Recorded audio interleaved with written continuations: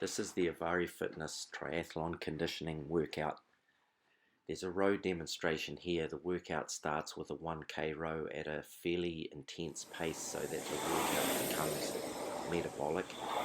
And just as I go through this clip, I'll explain the sequencing and the exercise choice. So it's for mobility, stability and strength in the muscle groups that really get challenged, particularly rotationally in swimming, isometrically on the bike in that aero position for so long, and also the major but also the support muscles necessary for enduring the run.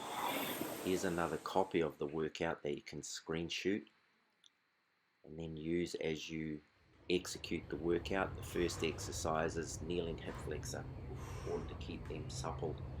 So for demonstration purposes, I'm only using a low rep, but the rep numbers are in the workout, so you'll go 10 left and 10 right with this one. And then you'll transition into hip lift, and you're going for height and a glute squeeze at the top of the lift. 10 of these before you go into side planks. 10 left and 10 right.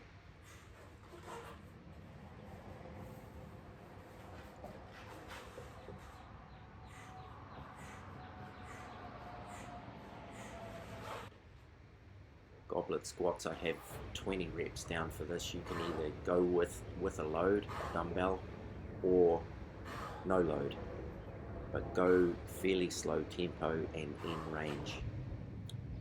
Hip hinge into the posterior kinetic chain, and then you'll notice here with the push-up I'm keeping the elbows fairly close to the ribs. That's to abduct the scapular area.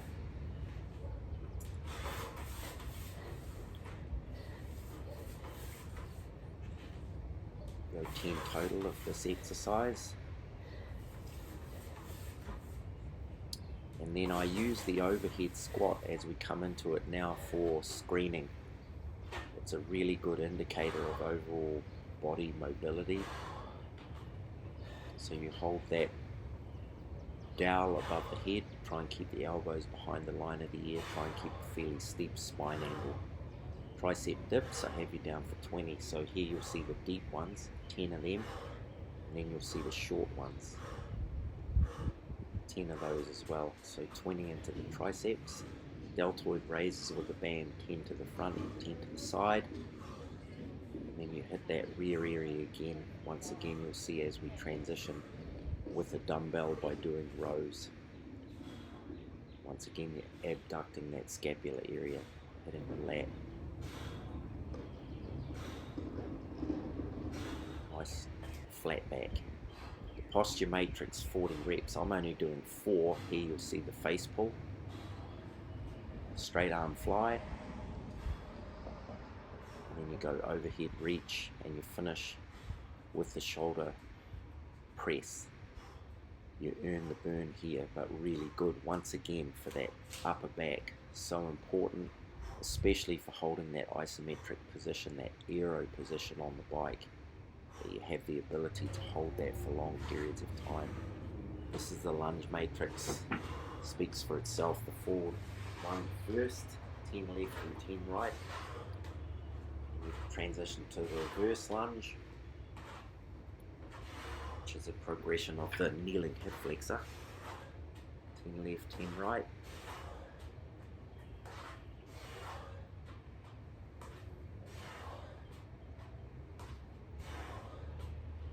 Then we go into the lateral lunge.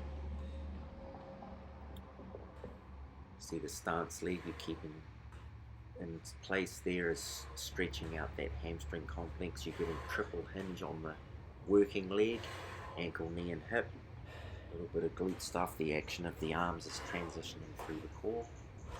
Once again 10 left and 10 right before you transition to external hip rotation lunge. Really grabs the glutes. Really targets a lot of these little support muscles that help the major muscles that are already well developed from the running that you've done in your training program. Very important to keep those support muscles engaged, synergistic with the major ones. Down dog cobra, once again, posterior kinetic chain, head down in the down dog, head up in the cobra. Mobility in the lower back, hips, making sure we're healthy in all these areas, that if we're not, when we spend a long time in that aero position, we get aches. So we're trying to stay supple in there, mobile, stable. Banded lateral walk, 12 left, 12 right, and then we go monster walks. 12 forward, 12 back. Earn the burn here too. This is going to scorch the glute complex. So important for all three disciplines.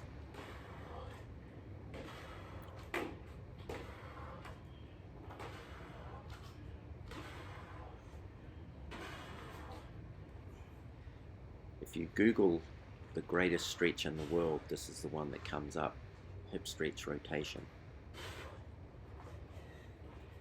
It's called that for obvious reasons. It's an amazing stretch. Have you down for 10 left and 10 right. You really want to work into end range on this one. Follow your hand, the working hand, with your eyes. You follow it up with rotation on the ball. Keeping that transverse movement really strong in the workout. Split squat. You'll see I have dumbbells for this one, and I'm doing a shoulder raise at the front. You can do it with no load. You can do it with, obviously, the dumbbells as you see here. Very important to maintain a nice even tempo and really strong form. You'll see the fairly steep spine angle there that I have. Posterior kinetic chain again, bilateral RDL before you move into single leg or unilateral RDL.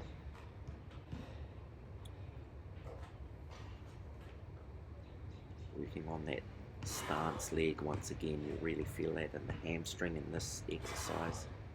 You'll see particularly this is the left side stance leg. Transitioning to the right side stance leg, you're trying to get that other leg up as high as you can.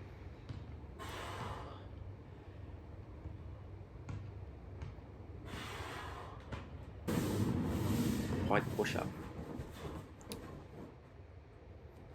Really works the core. I use this as a sit-up replacement. It's a long lever from finger to toe, harder than it looks. Once again, training for that aero position on the bike. Hip lift squeeze, working adduction in the hip complex. Going for height and maximum squeeze. Thoracic spine rotation, open side, 10 left, 10 right.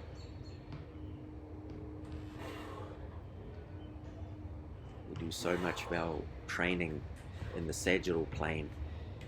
You'll notice with the workout I have a lot of transverse plane moves in the workout. Very important to maintain our mobility and stability in the transverse plane.